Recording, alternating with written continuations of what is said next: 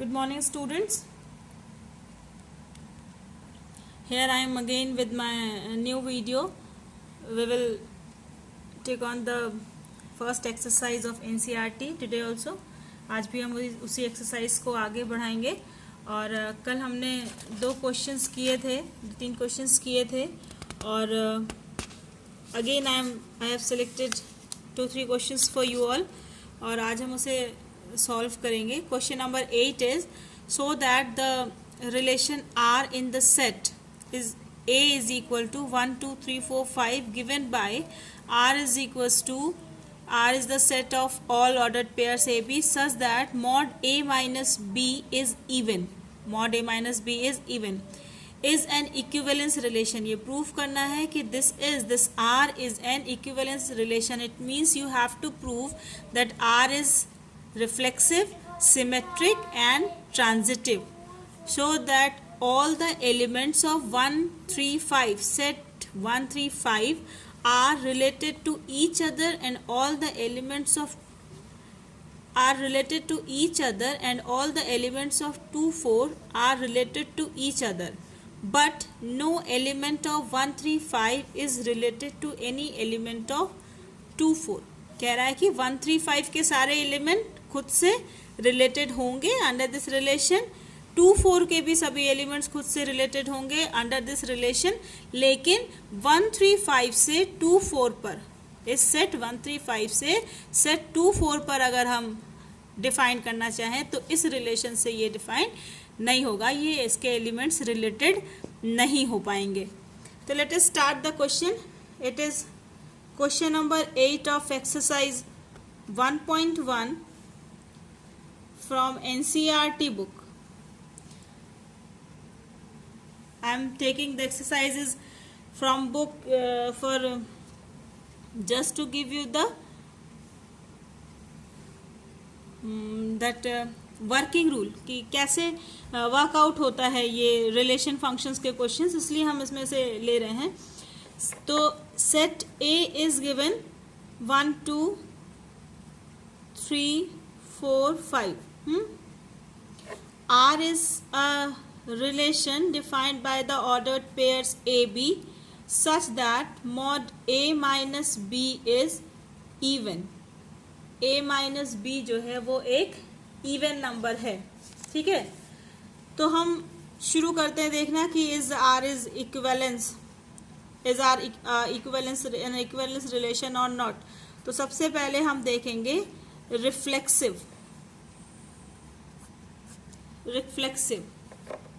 Reflexive की condition I hope आपको याद होगी कि for each A belongs to A belongs to R, अगर इस रिलेशन को, इस कंडीशन को सेटिस्फाई करता है देन ओनली. तो let us check. For each A belongs to A belongs to A क्या होगा अगर हम A माइनस A निकालें तो क्या होगा? Mod A minus A is equal to, it is always 0, है ना. एनी रियल नंबर और any natural number subtracted from itself, it is always equal to 0 and we know that 0 is a even number, है ना. 2 का multiple हो सकता है, 2 into 0 is equal to 0. It is equal to 0 which is even, है ना. तो it implies A belongs to R. For each A belongs to A, अगर हम A माइनस B कंडीशन है ना, तो अगर हम A के लिए मतलब A माइनस A करें तो A माइनस A हमेशा 0 होगा और 0 चूंकि एक इवन नंबर है, therefore A belongs to A and therefore R is reflexive. ये क्या प्रूफ करता है कि R रिफ्लेक्सिव है.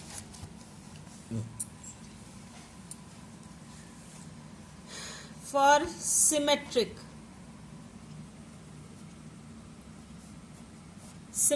देखने के लिए, इसकी सिमेट्रिक के लिए आपको ध्यान होगा कि अगर AB बिलोंग्स टू R है तो it implies BA also belongs to R. अगर AB R में है तो BA भी R में होना चाहिए.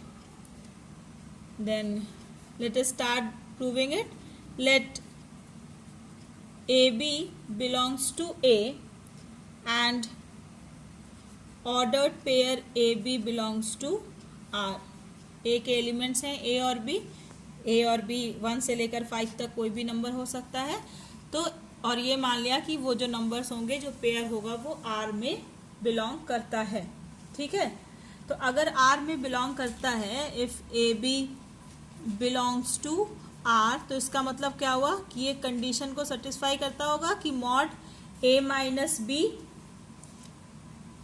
इज एन इवन नंबर, है ना। अगर इसमें बिलोंग करता है, इसका मतलब कंडीशन जो दी थी कि आर की कंडीशन दी थी ना कि अगर ए बी बिलोंग करेगा आर में, तो mod a b is a even number, है ना। तो हमने यहाँ माना है कि a B belongs to R है, तो it implies mod A minus B is an even number. तो it implies mod b minus a is also an even number. क्यों? अगर a माइनस बी इवन है, तो इसका रिवर्स b माइनस ए, ये हम जानते हैं कि अगर मॉड लगा हुआ है तो हमेशा हम एब्सोल्यूट वैल्यू लेते हैं, तो चाहे a माइनस बी हो या b माइनस ए हो। ठीक है, तो उस अगर इसकी एब्सोल्यूट वैल्यू तो सेम ही होगी, वही नंबर होगा। तो it is therefore if a minus B is even, then b minus a is also even. So it implies ba belongs to r. इसका मतलब क्या हुआ कि ba भी r को belong करेगा, and therefore r is symmetric. Relation r is symmetric. Now let us test the transitive, कि whether the given relation is transitive or not. Transitive के लिए क्या condition होती है कि if AB belongs to R and BC belongs to R, it implies AC also belongs to R. ठीक है, तो हम मान लेते हैं कि let any arbitrary three arbitrary elements A, B, C belongs to A and AB belongs to R, BC belongs to R. ठीक है, then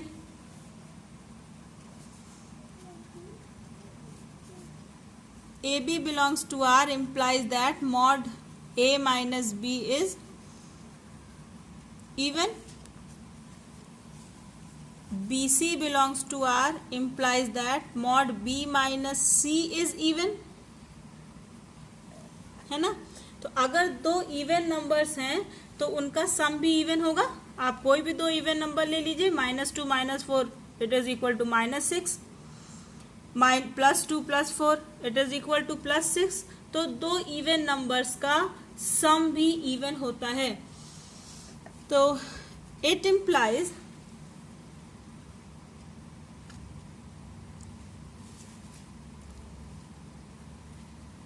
A minus B plus B minus C is even. So it implies A minus B plus B minus C is even. Minus B plus B cancel. It implies A minus C is even. It implies mod A minus C is even, है ना। तो अगर a minus c mod a minus c even है, then it implies a c belongs to R. अगर दो even numbers को हम add कर दें तो उनका सम भी इवन होता है, और कैलकुलेट करेंगे तो हम देखेंगे कि ए सी भी डिफरेंस a माइनस सी भी इवन है, इसलिए ए सी आर में बिलोंग करेगा। Therefore R is transitive, R जो है वो ट्रांजिटिव है। तो आर सिमेट्रिक भी है, आर रिफ्लेक्सिव भी है, आर सिमेट्रिक भी है और आर ट्रांजिटिव भी है। Therefore R is an equivalence relation. R एक इक्विवेलेंस रिलेशन है। अब इसमें जो इसका सेकेंड पार्ट था कि further show that the set of show that all the elements of 1 3 5 are related to each other and all the elements of 2 4 are related to each other.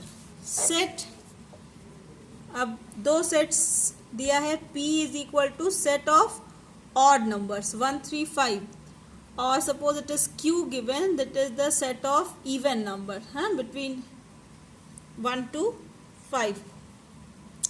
Then 2 and 4 is the set of even numbers and 1 3 5 है ना. P ये इसमें सारे odd numbers हैं, तो P से इसके सारे एलिमेंट्स इससे रिलेटेड होंगे. सारे एलिमेंट रिलेटेड होने क्या मतलब है, सपोज करो इसे अगर हम R1 से लिखें तो R1 1 1 1 3 1 5 2 1 सॉरी 1 3 1 3 3 3 5 5 1 5 3 5 5. ये होगा ना.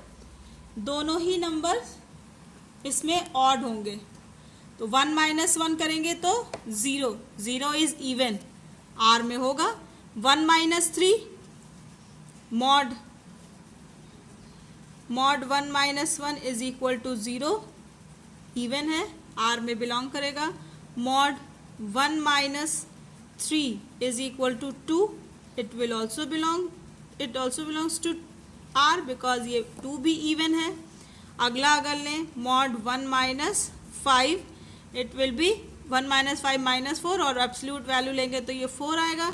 It again belongs to R. और ऐसे ही आप सारे एलिमेंट्स को चेक करेंगे तो ये सभी के सभी इवन नंबर्स आएंगे, because since difference of 2 odd numbers is always an even number. दो ऑड नंबर्स का डिफरेंस हमेशा ही एक इवन नंबर होगा, तो देयरफॉर इसके सभी एलिमेंट जो हैं वो आर में बिलोंग करेंगे. ऐसे ही अगर Q को देखें तो Q में दोनों नंबर्स क्या हैं, इवन है, तो difference of 2 even numbers also an even number है ना. तो आप दो ऑड नंबर्स का सम निकालें तो भी इवन नंबर आता है, दो इवन नंबर का सम निकालें तब भी इवन आता है, दो ऑड नंबर्स का डिफरेंस लें या दो इवन नंबर का डिफरेंस लें तब भी ये ऑड या इवन ही आता है, तब भी ये इवन ही आता है. लेकिन वो कह रहा है कि P that is 1 3 5 and Q that is 2 and 4, ये दोनों आपस में रिलेट नहीं हो सकते इस रिलेशन से. देखो P के elements they are the odd numbers and Q के elements they are the even numbers, and difference of 1 odd and 1 even number is always odd. और केवल डिफरेंस ही नहीं, सम भी है ना. एक इवन एक ऑड नंबर अगर है तो उनका सम या डिफरेंस जो है वो हमेशा ऑड ही होता है. आप देखिए यहाँ पे 1 + 2 करेंगे, अगर इसका रिलेशन हम R2 लिखें, अगर इसके जो नया ऑर्डर्ड पेयर्स का वो बनेगा P क्रॉस Q निकालें तो ये क्या बनेगा, 1 2 1 4 3 2 3 4 5 2 5 4 है ना. ये बनेगा P क्रॉस Q, ये बनेगा ना. अब इसमें आप कोई भी एक पेयर लीजिए, 1 - 2 लेंगे तो मॉड में तो 1 आएगा, 1 इवन नहीं है, ऑड है तो आर में बिलोंग नहीं करेगा. 1 4 लेंगे आप तो 1 - 4 एब्सोल्यूट वैल्यू लेंगे तो 3 आएगी, again an odd number, will not belongs to R. 3 2 करेंगे तो 3 - 2 1, again odd. 3 - 4 absolute value 1, again it is odd, 5 minus 2 3, odd, 5 minus 4 1, odd. ये सभी जो हैं ऑड नंबर्स होंगे इनका डिफरेंस, तो इसलिए ये आर को बिलोंग नहीं करेंगे। ठीक है, it was the question number 8। I hope कि आपको समझ में आया होगा। Now I am taking question number 11. Question number 11 is, show that the relation R in the set A of points. Set A कौन सा set है? Points in a plane given by R is equals to ordered pair PQ. Distance of the point P from the origin is same as the distance of the point Q from the origin is an equivalence relation. Further show that the set of all points related to the point P which is not equal to 0 0, मतलब P origin नहीं है, origin के सिवा कोई दूसरा point है, is the circle passing through P with origin as center. क्या कह रहा है कि ये हमें प्रूफ करना है, एक रिलेशन R है, ये रिलेशन किस सेट पे डिफाइंड है? सेट A पर। और सेट A क्या है? Set A the points in a plane. ठीक है, सेट A जो है एक प्लेन पे दिए हुए पॉइंट्स का सेट है। सपोज वो point P1 P2 P3 and so on है। R डिफाइन कैसे है कि R उन पॉइंट्स का ऑर्डर्ड पेयर बना रहा है PQ जिसकी डिस्टेंस ओरिजिन से सेम हो। Distance of the point P from the origin is same as the distance of the Q from the origin. Origin से जितनी डिस्टेंस P की है, ओरिजिन से उतनी ही डिस्टेंस Q की है। ओरिजिन अगर O है तो OP is equal to OQ। ये रिलेशन इक्विवेलेंस रिलेशन होगा, ये हमको प्रूफ करना है। ठीक है,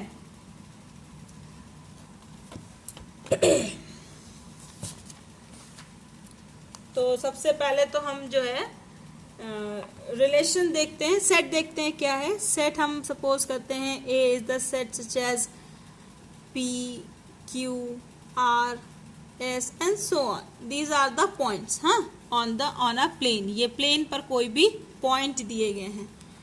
R is the relation of all ordered pair PQ। ठीक है, कोई भी पॉइंट PQ हो सकता है, QR हो सकता है, QS हो सकता है, RS हो सकता है।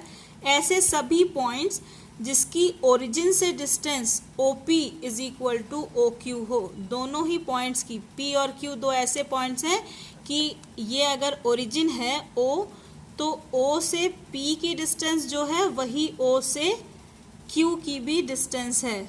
ठीक है, ऐसे पॉइंट्स का ये रिलेशन है, ऑर्डर्ड पेयर बना हुआ है। और हमें ये प्रूफ करना है कि ये एक इक्विवेलेंस रिलेशन है। तो सबसे पहले हम देखेंगे कि क्या ये रिफ्लेक्सिव है, क्या ये रिफ्लेक्सिव है। तो रिफ्लेक्सिव होने के लिए यहाँ कैसे होगा कि for each point P belongs to A, है ना, PP बिलोंग्स टू R होना चाहिए, P का कोई भी पॉइंट। ठीक है, तो इसको प्रूफ करते हैं। Let P be any point in set A, then distance of point P from origin O is equal to कितना होगा? OP, है ना। And OP is always equal to OP। कोई लाइन अपने के हमेशा ही इक्वल होता है। OP is always equal to OP। Every line is always equal to its own length, है ना। OP is equal to OP, तो it implies PP belongs to R। ठीक है, तो R is reflexive। ठीक है। अब हम देखते हैं सिमेट्रिक कि आर सिमेट्रिक है कि नहीं। सिमेट्रिक के लिए आपको ध्यान होगा कि अगर P और Q हम दो पॉइंट्स लें R में, तो ये इम्प्लाइज करना चाहिए कि Q और P, QP भी R में होगा। ठीक है, तो let any two points PQ belongs to A and ordered pair PQ belongs to R। PQ R को बिलोंग करता है, तो since PQ belongs to R, it implies PQ का बिलोंग कर सकता है जब OP बराबर OQ हो। OP बराबर OP is equal to OQ। तो अगर OP बराबर OQ है तो इट इम्प्लाइज हम इसको ऐसे भी लिख सकते हैं कि OQ is equal to OP। तो it implies QP also belongs to R, है ना। अगर OP OQ के बराबर है तो OQ भी तो OP के बराबर हुआ, तो इसका मतलब क्या हुआ कि OQ is equal to OP and its implies QP again belongs to R। Therefore R is symmetric, है ना, R सिमेट्रिक भी है। अब देखते हैं transitive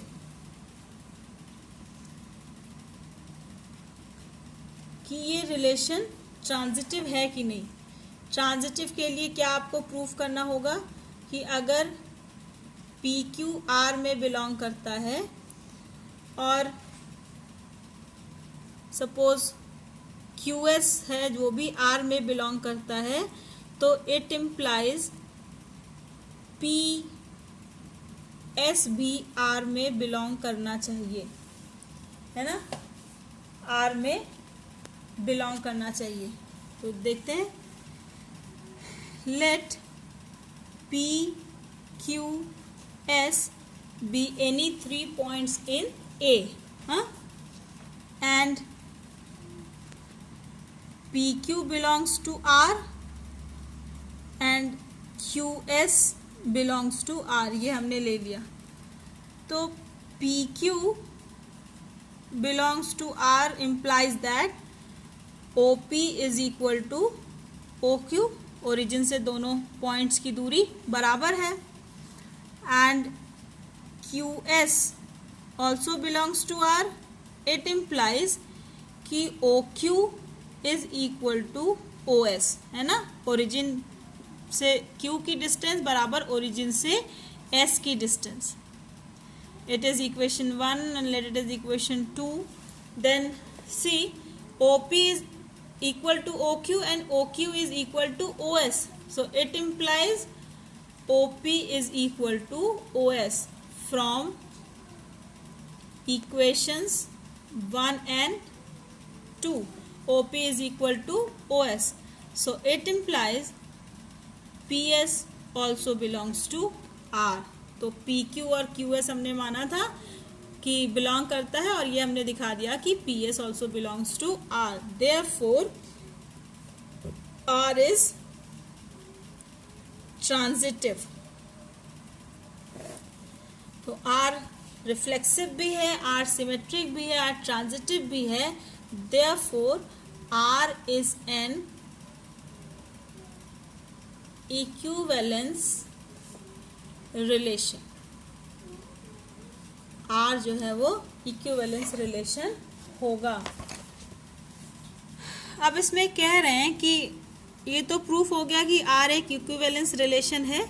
further show that the set of all points related to a point P, set of all points related to a point P such that P is not equal to 0 0, मतलब P origin नहीं है।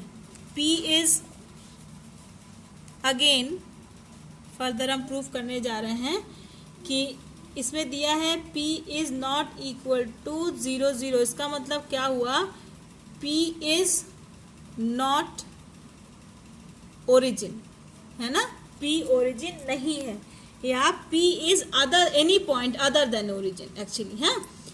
P is any point other than origin. origin के सिवा ये कोई भी point हो सकता है. Further show that the set of all points related to a point P is the circle passing through P with origin at center. ठीक है, कह रहा है ऐसे सभी पॉइंट्स जो इससे रिलेटेड हों वो क्या कहते हैं, P बस ओरिजिन नहीं है, P से होकर जाने वाले जो पॉइंट्स हैं उनका अगर हम लोकस लें तो वो लोकस एक सर्किल बनाएगा जिसका सेंटर ओरिजिन पर होगा. सिद्ध कीजिए कि अगर P ओरिजिन नहीं है तो P से संबंधित सभी बिंदुओं का जो समुच्चय होगा वो एक वृत्त बनाएगा. ये प्रूफ करना है. ठीक है,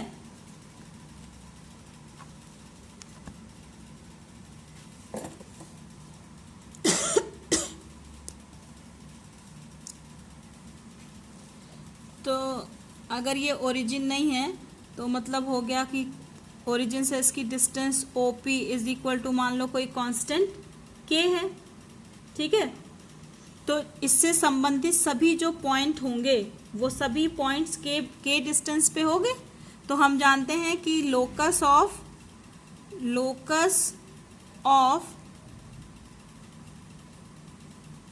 all the points at the same distance from the origin is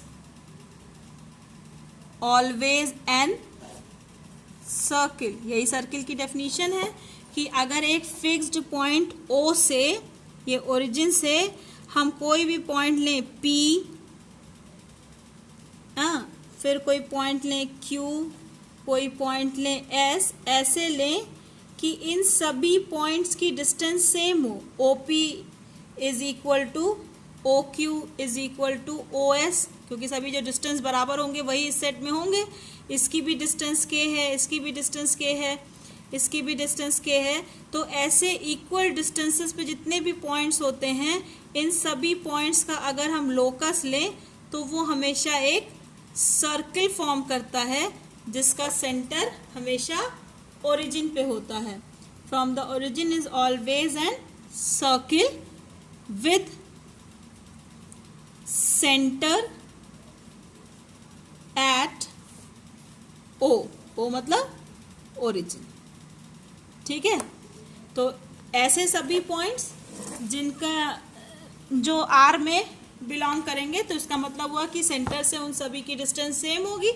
तो ऐसे पॉइंट्स का जो लोकस होता है वो हमेशा एक सर्किल फॉर्म करता है विद सेंटर O. ये डेफिनेशन है, हम कई बार हम क्लास में इस चीज़ को डिस्कस कर चुके हैं. Definition of the circle is that circle is the locus of all the points situated at a fixed distance from a fixed point, and that distance is called the radius and the fixed point is called the center of the circle.